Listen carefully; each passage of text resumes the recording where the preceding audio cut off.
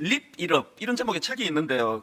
원어를 그대로 직역해서 그대로 갖고 온 그 책 제목입니다. 이 립 일업이라는 이 영어 표현은 뜯어내다, 찢어버리다 이런 뜻이라고 하는데요. 무언가를 완전히 새롭게 바꾸도록 요구할 때 쓰는 표현이랍니다.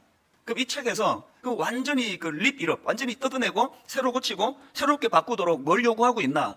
이 책이 막 아주 집요하게 한 가지를 계속 강조합니다. 그게 뭐냐 하니까 이런 이야기 많이 듣잖아요. 생각을 바꿔야 된다. 매일 긍정적인 생각을 하면 인생이 행복해진다.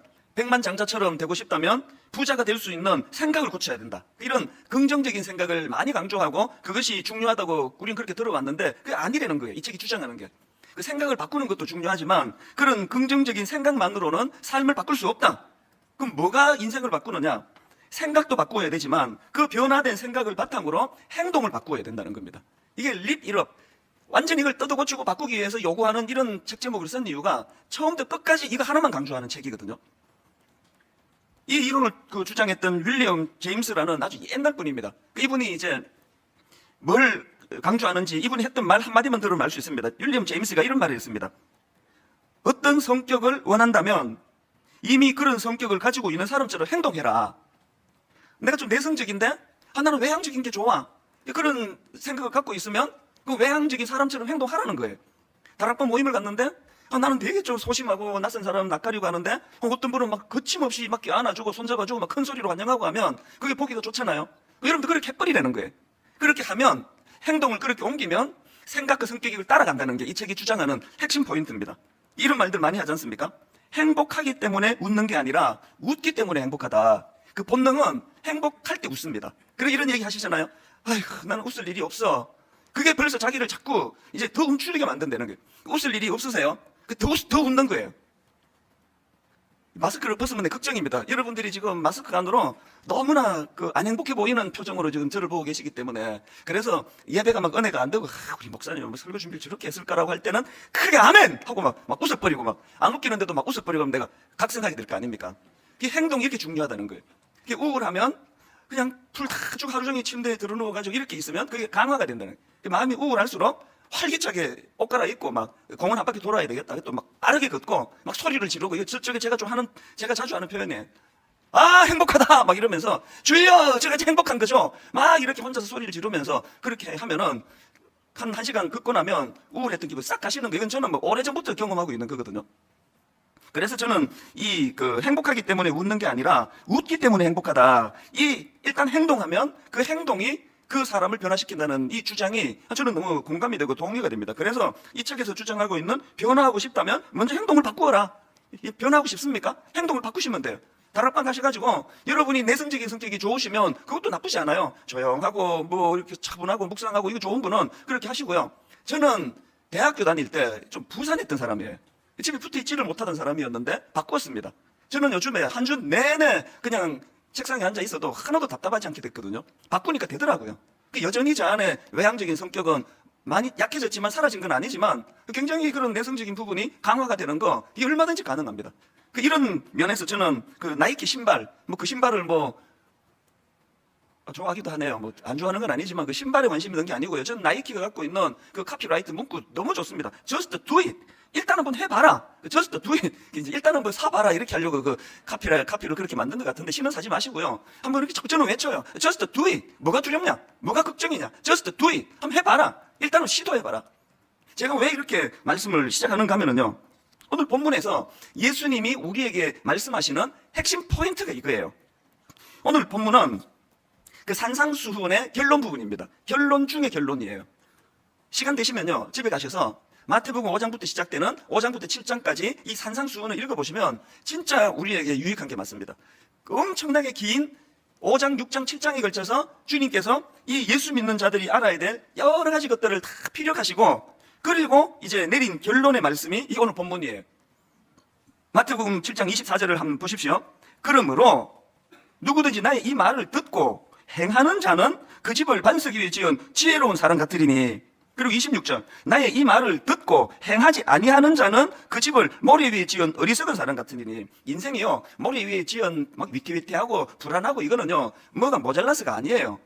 행하지 않아서 그렇다는 겁니다. 그게 아까 just do it. 혹은 네가 그 뭐 바꾸고 싶으냐? 일단 그렇게 행동해라. 일단 같은 맥락 아니겠습니까? 왜 우리가 말씀을 듣습니까? 왜 성경을 읽습니까? 변화하려고 읽는 거예요. 우리가 무슨 뭐 그냥 막 지식적으로 지적인 호기심을 위해서 성경을 읽는 게 아니잖아요. 그러면 내가 읽는 이 성경 말씀이 내게 어떤 변화를 가져다 주느냐? 그리고 바로 행동하는 거예요. 마태복음 5장부터 나오는 산상수훈을 읽다 보면은 원수를 사랑하라 이런 대목이 나오거든요. 그럼 그 즉시로 약간 홀대해놓고 약간 지금 관계가 서먹서먹한 사람들이 전화해버리는 거예요. 아, 내가 성경 읽다가 내가 네 생각이 났는데 아, 미안했다. 우리 잘 지내자. 그리고 끊어. 나 성경 읽어야 된다. 끊고 또 읽는 거예요. 행하는 거예요. 행하는 거. 이게 예수님 말씀입니다. 이 말을 듣고 행하는 자, 이 말을 듣고 행하지 않는 자. 그게 아까 그 립 이럽이라는 책에서 강조하는 변화하고 싶다면 먼저 행동을 바꾸어라. 오늘 이게 참 저에게 굉장히 지난 한 주 동안에 이 말씀에 그 준비를 하면서 제가 도전을 받고 저도 다시 마음을 다시 맨 겁니다. 지난주 제가 그 레너드 스윗 교수가 말한 네 종류의 교회를 분석하면서 참 제가 요즘에 위기라는 그런 말씀을 드렸잖아요. 분당 우리 위기가 맨 처음에 개척할 때 그 사명 중심의 교회였습니다. 확실해요. 그 미션 처치였습니다. 우리 건물 없어도 주중에 모일 때 없어도 불편해하지 않고 정말 사명 중심으로 행복하게 교회가 시작이 됐는데 그 교수님 분석처럼 좀 있으니까 이게 그 미니스트리 처치, 우리말로 목회적 교회로 건너가더라고요. 사명을 감당하기 위하여 막 유기적으로 일하고 사역하고 이런 것들은 조금씩 느슨해지고 이제 이 조직이 중요해지고 교회를 하려고 하다 보니까 여러 가지 이런 시스템을 만들고 이런 것들로 이제 진행되더라고요. 그리고 이걸 좀 시간이 좀 더 지나니까 이게 이제 현상 유지적인 교회, 메인터넌스 교회로 분당 우리 교회도 그렇게 흘러갈 수밖에 없다는 걸 저는 알거든요. 그래서 제가 뭘 두려워했다 그랬습니까? 이거를 내버려두면 이 현상 유지하기에 급급하다가 급기야는 이제 박물관 교회처럼 굳어버린 교회. 박물관은 다 옛날 거 보러 가잖아요. 그 옛날에 이랬구나. 3000년 전에 이런 뭐 그림이 나왔네? 이 끔찍한 유럽 교회가 보여주고 있는 그런 모습인데요. 그래서 제가 마음에 너무나 지난 한 1, 2월 내내 그리고 이제 미국 가 있는 기간 동안에 두려움이 많았습니다. 이제 분당 우리 교회는 이 흐름을 따라가지고 현상 유지적인 교회로 이제 흘러가고 있는 건가? 이게 이제 마음에 두려움이 많아서 여러분들한테 제가 이런 말씀을 좀 나누지 않았습니까? 그런데 저는 어떻게 하면은 이 현상 유지적인 교회 혹은 박물관 교회 이런 것들로 전락을 하는 것을 막을 수 있을까? 그렇게 고심하다가 이제 그 앞으로 3주에 걸쳐서 이거를 막는 3가지 대안을 이제 시리즈로 설교를 제가 준비하게 됐습니다. 오늘 이제 첫 번째 시간인데요. 우리 개인도 마찬가지고 교회도 마찬가지고 우리는 초심을 유지할 수 있는 힘이 없다는 거예요. 그래서 지난주 말씀드렸던 그 마약 단속 수사관들이 뭐 닭을 잡을 것인가 뭐 범인을 잡을 것인가 그렇게 치킨 집 하면서 그렇게 전락하기가 쉬우니까 이거는 교회적인 차원에서도 여러분 개인적인 차원에서도 오늘과 다음 주와 그 다음 주 3주간의 대안이 저는 참 중요하다고 생각을 합니다. 자, 오늘 우리가 이렇게 그 현상 유지적인 교회나 박물관 교회로 전락하는 걸 막을 수 있는 대안이 뭐냐? 2가지로 제가 정리를 했습니다. 변질을 막기 위한 2가지 대안. 첫째, 말만이 아니라 행함이 따르는 믿음으로 전환을 해야 된다는 겁니다. 24절을 다시 한번 보십시오. 그러므로 누구든지 나의 이 말을 듣고 행하는 자는 그 집을 반석 위에 지은 지혜로운 사람 같으리니 예수님께서 이 맥락으로 말씀을 주시는 건요. 그 앞에 15절부터예요. 자, 마태복음 7장 15절 한번 보십시오. 거짓 선지자들을 삼가라. 양의 옷을 입고 너희에게 나아오나 속에는 노략질하는 일이라. 여기서 지금 거짓 선지자의 특징이 가장을 잘하는 거예요. 가장을. 그래서 이 양의 옷을 입고 나타나니까요. 그래서 뭐 엄청 자기가 대단한 선지자인 것처럼 그렇게 이야기를 하는데 이게 뭐 이게 진짜인지 가짜인지 어떻게 아느냐고요. 이 구분을 주님이 어떻게 하시느냐. 자, 15절부터 다시 읽어드릴게요. 거짓 선지자들을 삼가라. 양의 옷을 입고 너희에게 나아오나 속에는 노략질하는 일이라. 그렇기 때문에 16절 그들의 열매로 그들을 알지니 가시나무에서 포도를 또는 엉겅퀴에서 무화과를 따겠느냐. 어떤 번역을 보니까 여기 나오는 열매를 그들의 행동으로 그들을 알지 이렇게 번역한 것도 제가 본 기억이 있습니다. 여러분이 보기에 저 목사님이 저게 신령한 목사인가? 좀 변질된 목사인가? 구분하는 거 별로 어렵지 않아요. 그 열매를 보면 안 되는 거예요. 행동을 보면 안 되는 거예요. 뭘 추구하는지를 보면 그 사람은 안 되는 거거든요. 이게 예수님이 지금 우리에게 보여주시는 말씀입니다. 20절에서도 그래서 주님이 또 언급하세요. 이러므로 그들의 열매로 그들을 알리라. 그들의 행동으로 그들을 알리라. 이건 21절도 마찬가지입니다. 나더러 주여 주여 하는 자마다 다 천국에 들어갈 것이 아니요 다만 하늘에 계신 내 아버지의 뜻대로 뭐 하는 자라야 들어간다고요? 행하는 자라야 들어가느니라. 우리가 늘 머리로 뭐 그냥 이론으로 뭐 복음이 이렇대더라 뭐 십자가가 이렇대더라 아무리 담아도 주님이 우리에게 원하시는 건 삶의 변화예요. 내가 얼마나 좋은 생각을 하느냐 그것 중요하지만 그것이 내게 어떤 좋은 열매를 맺게 만드느냐 이게 중요하다는 겁니다. 저는 모세와 이스라엘 백성들이 홍해를 건너는 과정에서 되게 흥미로운 구절 하나를 제가 발견을 했는데요. 하나님께서 그 모세에게 그 홍해를 건너는 과정에서 모세에게 이렇게 말씀하십니다. 출애굽 14장 15절. 여호와께서 모세에게 이르시되 너는 어찌하여 내게 부르짖느냐? 이스라엘 자손에게 명령하여 앞으로 나아가게 하고. 이 잘못 읽으면 헷갈리잖아요. 모세가 막 기도하는데 왜 나한테는 왜 기도하니? 막 이런 느낌으로 받잖아요. 너는 어찌하여 내게 기도하느냐? 어찌하여 내게 부르짖느냐? 이게 무슨 말이지? 여러 번역 성경을 보다 보니까요, 공동 번역이 선명하게 이 뉘앙스를 설명합니다. 이렇게 번역했더라고요. 너는 어찌하여 나에게 부르짖기만 하느냐예요. 부르짖기만 하느냐. 부르짖는 걸 꾸짖는 게 아니라 너는 어찌하여 나에게 부르짖기만 하느냐. 그렇게 기도했으면 이제 이스라엘 백성들에게 뭘 명령합니까? 전진하라고 명령해라. 이게 저에게 오래전에 깨달은 이 말씀이 굉장히 저에게 자리를 잡았습니다. 너는 어찌하여 나에게 부르짖기만 하느냐. 이스라엘 백성에게 전진하라고 명령해라. 저는 이 말씀이요, 야고보서 2장 22절. 내가 보거니와 믿음이 그의 행함과 함께 일하고 해요. 믿음이 그의 행함과 함께 일하고 행함으로 믿음이 온전하게 되었느니라. 그래서 이제 제가 그 3주 동안 너무나 두렵고 불안하고 괴로운 시간을 보냈는데요, 한 3주를 그렇게 묵상을 했더니 하나님이 대안을 주시고, 그 첫 번째로 지난주에 그렇게 설교를 했더니 얼마나 행복했는지 모릅니다. 분당 우리 교회가 이제 현상 유지적인 교회로 전락하지 않고 뮤지엄 교회로 전락하지 않도록 우리 모두가 힘을 합하자고 그랬더니요, 한 주 내내 들려왔던 너무너무 반갑고 고마운 이야기들, 지치 순장님이 연락을 해주시고요, 또 교구에서 말씀하시는데 지난주 설교 듣고 내가 힘을 내기로 했다고, 내가 하나님 앞에 더 달려가기로 했다고, 우리 청년들이 또 많은 성도님들이 이제 이런 말씀이 선포되고 나니까 맞아, 분당 우리 교회가 이런 어떤 현상 유지적인 교회로 전락하는 거 막을 수 있어, 막아야 돼. 많은 분들이, 우리 교구 목사님들이, 전사님들이 저에게 그런 소식을 전해줄 때 진짜 행복했습니다. 피리를 불면 춤추는 성도들이 모인 교회. 비록 우리가 좀 부족하고 저도 뭐 여러 가지 연약하고 하지만 우리의 이 강점만 살아있다면 분당 우리 교회 절대로 박물관 교회로 전락하는 일이 없을 줄 믿습니다. 아까 말했잖아요, 은혜가 좀 안 될 때는 더 크게 하라고 하면은, 그러면 갑자기 그 다음부터 은혜가 돼요. Just do it. 이건 하지 말고 그 구분을 잘 하셔야 되는데, 하여튼 여러분들이 어떻게 해서든지 간에 우리 개인의 심령도, 사명받은 형사가 치킨을 잡을 것인가 범인을 잡을 것인가 이러고 있는 자리에 빠지지 않으려면 하나님 앞에서 우리가 한번 행하기를 원하는 겁니다. 행동하기 원하는 겁니다. 하나님, 제가 이 말씀대로 너는 어찌하여 나에게 부르짖기만 하느냐, 그만큼 기도했으면 이제 백성들에게 전진하라고 명령해라. 이런 정신이 분당 우리 교회 안에서 살아나기를 바랍니다. 이게 변질을 막기 위한 첫 번째 대안이고요. 두 번째 대안이 뭐냐?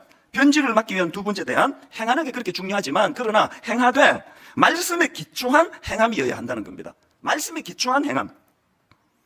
앞에서 행함의 중요성을 강조했지만, 그러나 여러분, 하나님의 말씀이라는 가이드가 없이 행하면요, 그 망하는 길로 더 열심히 갈 수가 있는 거거든요.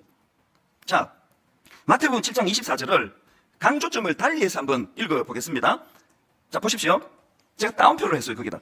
그러므로 누구든지 나의 이 말을 듣고 행하는 자는, 사실 이게 그 행함을 강조하시기 위한 주님의 말씀이지만, 우리가 이제 그 동전의 양면처럼 나의 이 말을, 주님의 이 말씀을 듣고 그리고 행하는 자는 그 집을 반석 위에 지은 지혜로운 사람과 같다는 거예요. 이 주님이 이거 지금 행위 구원을 강조하시는 게 아니고요, 그 주옥 같은 산상수훈의 말씀을 들려주셨는데 그 말씀이 자기 삶에 모든 변화를 가져다주는 기준이 되게 하고, 그 기준이 된 그 하나님의, 주님의 말씀을 가지고 행하라는 겁니다.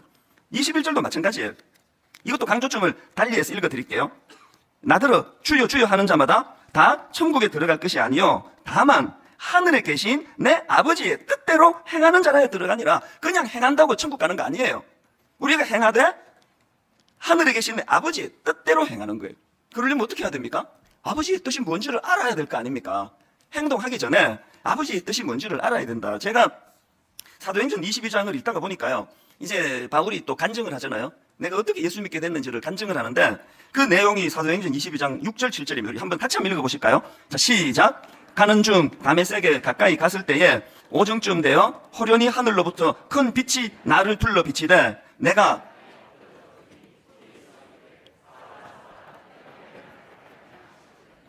그 주님을 핍박하고 예수 믿는 사람을 잡아 죽이고 하던 이 바울이 이제 인생의 결정적인 전환을 맞이하는데 예수 그리스도를 인격적으로 만난 거예요. 어떤 분들 그 예배를 드리다가 너무나 드라마틱하게 하나님을 만나서 예배 끝나고 다 돌아가는데도 그 자리를 못 떠나고 눈물이 범벅이 되어 기도하는 분들을 저는 그 개척 초창기부터 많이 봤습니다. 너무너무 가슴 벅찬 은혜를 경험했는데요. 그랬더니 사도 바울이 이런 질문을 드립니다.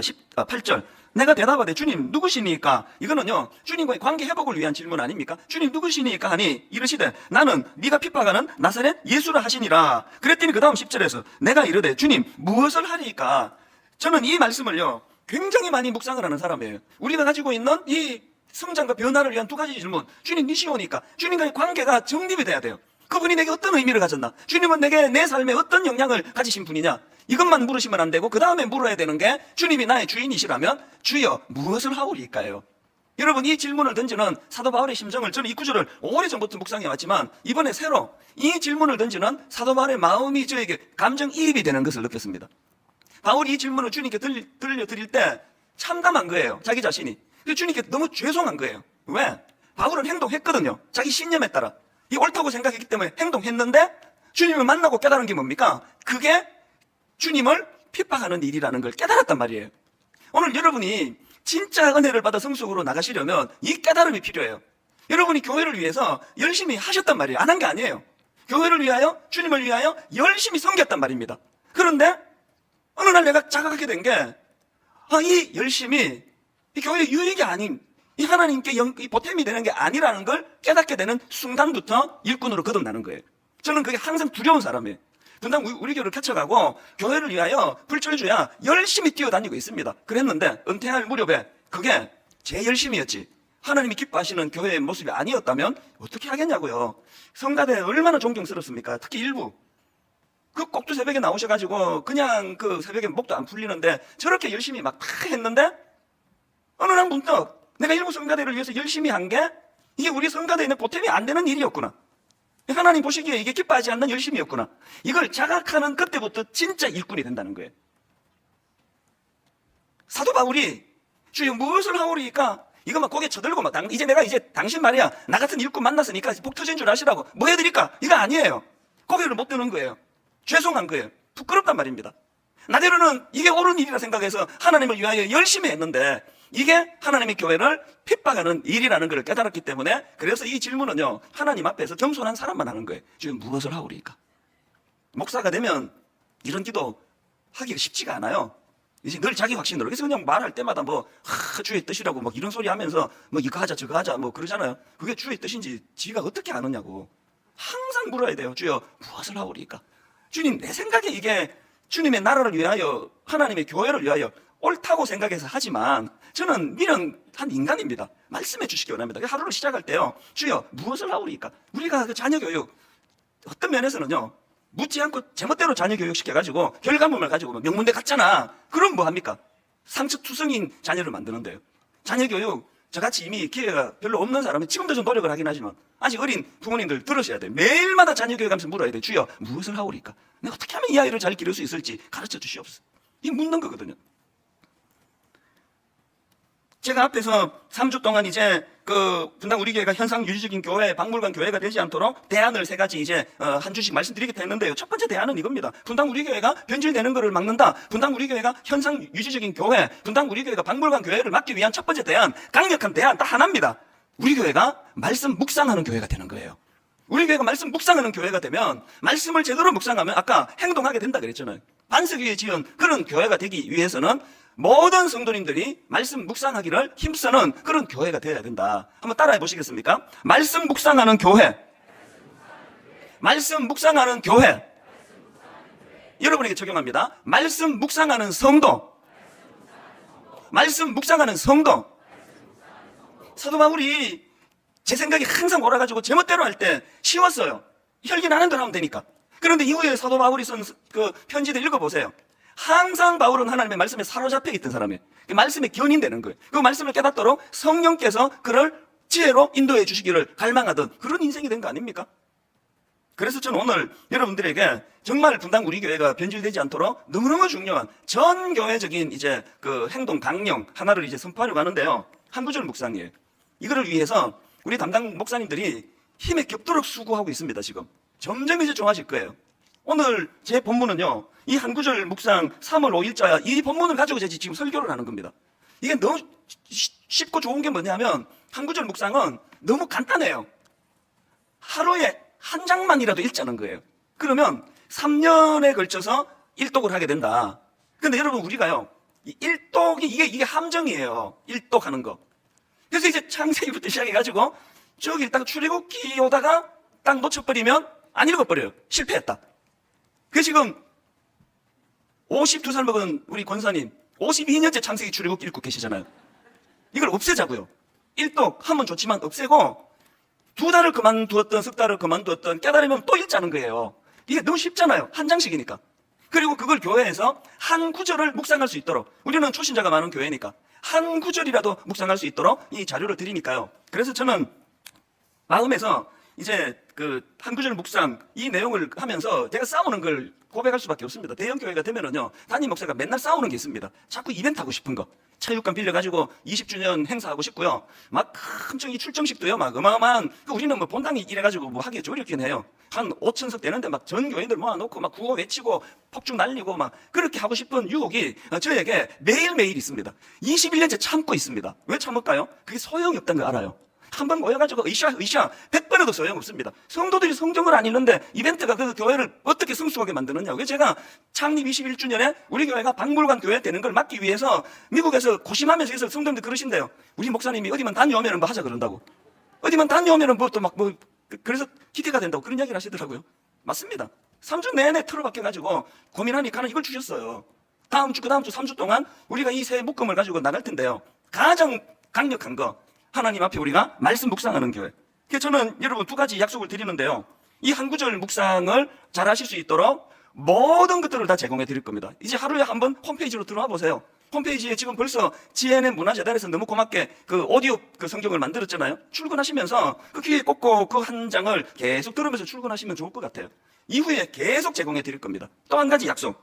이제 여러분이 한 구절 묵상은요, 이게 가장 기초 중에 기초예요. 이미 말씀을 깊이 읽으시는 분, 이미 깊이 묵상하시는 분들을 위해서 이제 그 중급, 고급, 심화 계속 만들어 갈 겁니다. 분명히 약속을 드립니다. 그래서 여러분 지금 깊이 읽으시는 분은 이거 그냥 쓱 읽으시면 되고요. 여러분 하시는 대로 하시면 돼요. 여러분 그냥 지금까지 깊이 읽으시는 대로 하시면 돼요. 중요한 건 뭘 가지고 하든지 간에 우리는 말씀 묵상하는 교회다. 이벤트 하는 교회 아니다. 제가 이거를 못을 박습니다. 쐐기를 박습니다. 체육관에서 21주년 기념 행사하겠다 그러면 아무도 나오지 마세요. 절대 나오지 마세요. 우리 그런 교회 아니라고 목사님 그랬잖아요. 왜 약속 안 지키시느냐고. 우리는 교회적으로 말씀 묵상하는 교회예요. 우리는 교회적으로 한 사람 한 사람이 말씀으로 성숙해지는 교회입니다. 건강한 교회가 뭐 별거 있습니까? 건강한 사람이 모이면 그게 건강한 교회 아닙니까? 이벤트 안 해도 돼요. 좀 하고 싶어요. 못하게 막아주세요. 그럼 어떻게 하면 됩니까? 여러분 이거 하시면 되잖아요. 하나님 앞에서 우리가, 그래서 저는 여러분들 제가 하나님 앞에서 이제 더 이상 불안해하지 않아요. 이제 피리를 불면 춤추는 성도들이 모였는데 오늘 제가 한 구절 묵상에 피리를 불 때 이제 막 이곳저곳에서 말씀 읽고 묵상하고 있는 이런 역사가 일어날 줄로 믿습니다. 이게 왜 중요한지 아십니까? 왜 이게 중요하냐? 왜 반석 위에 말씀을 기초로 한 이게 중요하냐? 반드시 우리 인생이 흔들리는 때가 오기 때문이에요. 자, 본문 24절을 다시 보십시오. 그러므로 누구든지 나의 이 말을 듣고 행하는 자는 그 집을 반석 위에 지은 지혜로운 사람 같으리니 비가 내리고 창수가 나고 바람이 불어 그 집에 부딪히되 무너지지 아니하나니 이는 주추를 반석 위에 놓은 까닭이요 나의 이 말을 듣고 행하지 아니하는 자는 그 집을 모래 위에 지은 어리석은 사람 같으리니 비가 내리고 창수가 나고 바람이 불어 그 집에 부딪힘에 무너져 그 무너짐이 심하니라. 저는 여기서 2가지 너무너무 중요한, 이게 위기기도 하고 기회기도 한 2가지 인생의 법칙을 깨닫는데요. 첫째가 뭔지 아십니까? 반석 위에 지은 집이라도 모래 위에 지은 집이라도 평상시에는 표시가 안 나요. 성경 한 구절 안 읽고 뭐 장로가 될 수 있고 권사 될 수 있고도 표시가 안 나요. 어떻게 표시가 납니까? 2번째 제가 찾는 진짜 중요한 메시지는요, 반드시 인생의 위기가 올 때 그때 치명적인 어려움이 생기고 그때 회복이 일어날 수 있는 건 이 2 구조라는 거예요. 지금 여기 반석 위에 지은 집, 모래 위에 지은 집의 공통점이 25절과 27절에서 토시 하나 다르지 않는 말씀이 이겁니다. 비가 내리고 창수가 나고 바람이 불어 그 집에 부딪힘에예요. 성경 많이 읽는다고 비바람 몰아치지 않는 거 없고요. 성경 안 읽어도 또 똑같아요. 방심할 수 없습니다. 언제 인생에 우리 가정에 위기가 휘몰아칠지 모르는데 그때 반석 위에 지은 집은 견고한 거예요. 저는 이거를 이론으로 말씀드리는 거 아닙니다. 저는 어릴 때 우리 가정을 통해서 이거를 뼈저리게 제가 정말 체험한 사람이에요. 목사님이셨던 아버지가 금식기도 하시다가 갑자기 돌아가시고 그야말로 우리 집은요, 바람이 불고 창수가 나고 그 집에 부딪히는 일 뭐 그 정도가 아니에요. 가장이 돌아가셨어요. 예고도 없이. 아마 한 3년 투병하다가 돌아가셨으면 대비라도 하죠. 은혜 받겠다고 기도하러 산기도하러 가신, 기도원에 가신 아버지가 갑자기 돌아가셨단 말이에요. 우리 가정의 위기 중에 위기예요. 5남매 중에 저는 막내기 때문에 더 위험하잖아요. 얘는 도저히 못 키우겠다. 그래갖고 어디 보아원이나 보냈으면 내가 어떡할 뻔했냐고요. 그때 우리 어머니가 굉장히 유약하신 분이에요. 저하고 성격이 좀 달라요. 저 아버지를 닮은 성격이고요. 여 남자 성들이 얼굴도 잘 못 쳐다보시는 분이 저희 어머니예요. 갑자기 용사가 되셨어요. 우리 오남매를 가제트의 손으로 탁 붙여보셔가지고 어떻게 가능했는지 아십니까? 바람이 불고 창수가 나고 위기가 찾아올 때 말씀이 살아있을 때 그 말씀의 능력이, 저희 어머니는요 성경 통독한 건 못 세요. 수천 독을 해가지고 계산을 못합니다. 성경 암송 로마서 전체를 다 외우셨어요. 또 뭐 제 문제가 어머니가 외우시는 걸 못 외워요. 그 외에 많은 성경을 외우셨어요. 줄줄줄줄 나와요. 그리고 나에게 연세가 드셔서 이제 성경을 쓰시기 시작했는데 창세기부터 요한계시록까지 11번을 썼습니다. 손이 부들부들 떨리는 그 상황에서도 저에게 유산으로 하나 물려주신 거 보면 글씨가 삐뚤빼뚤 이게 우리 가정을 살렸다니까요. 어머니가 말씀을 묵상하고 말씀을 필사하고 말씀을 가지고 줄줄줄 외우는 게 왜 중요하냐. 얼마나 많은 그 오남매를 키우느라고 그 사단의 시험이 많았겠냐고요. 그 고비고비마다 이렇게 공격하면 이 말씀이 나오고 사단이 저렇게 공격하면 저 말씀이 나오고 다 막아내는데 무슨 수로 사단이 공격하느냐고요. 여러분 위기가 올 때 사단이 공격할 때 막아낼 말씀이 한두 줄이라도 있습니까? 맨날 공격에 노출되는 거 아닙니까? 지금부터 하자고요. 아니 성경 안 읽어도 사업만 잘 되는데 옛날 전도하면 나 내 주먹을 믿어. 얼마나 오래 믿는지 한번 봅시다. 그거 오시면 뒤에도 그렇게 말할 수 있습니까? 읽어 두는 거예요. 묵상해 두는 거예요. 언제? 내 인생에 흔들거릴 수 있는 위기가 찾아올 때를 대비해서. 결론을 저는 오늘 이렇게 맺기를 원합니다. 여러분 우리가요 우리 개인은 말할 것도 없고 분당 우리 교회 변질을 막는 용사가 되어 주시기를 바랍니다. 여러분 절대로 분당 우리 교회는 현상 유지하고 있는 교회가 되지 않을 줄 믿습니다. 왜? 여러분이 계시니까요. 저는 요즘에 이 찬양이 막 저를 뜨겁게 해요. 빈들의 마른 풀같이 시들은 나의 영혼, 주님이 약속한 성령 간절히 기다리네. 현상 유지적인 교회가 되기는커녕 이걸 거슬러 올라가지고 한번 부흥을 맛보는 교회가 되기를 갈망합니다. 그러려면은 주님이 약속한 성령을 간절히 기다리는 건 묵상과 기도 아닙니까? 묵상 안 하고 기도 안 하는데 성령의 단비를 기다리는 이렇게 말하지 마시기를 바라요. 숙제가 있습니다. 오늘 집에 가시자마자 오늘 본문과 설교는 오늘자예요. 들리는 말씀대로 살아가는 성도, 오늘 집에 가시자마자 이거 숙제를 해보시기 바랍니다. 이번 한 주 피리를 불면 춤추는 교회가 되기를 바라고요. 우리 한번 힘을 내는 차원에서 이 찬양을요 시시하게 부르면은 그거는 정말 안 됩니다. 한번 아까 말했잖아요. 서두에 하나님 앞에 내가 좀 힘이 빠져 있습니다. 하나님 내가 좀 지쳐 있습니다. 그렇게 하고 있지 말고 립 일업이라는 그 책에서 말하는 그럴수록 행동해라. 떨쳐봐라. 우리 한번 이 찬양 하나님 앞에 뜨거움으로 불러드리고 기도할 때 내 안에 무기력증이 다 치유되는 신비로운 놀라운 또 영적인 은혜를 이 시간 경험하게 되시기를 바랍니다.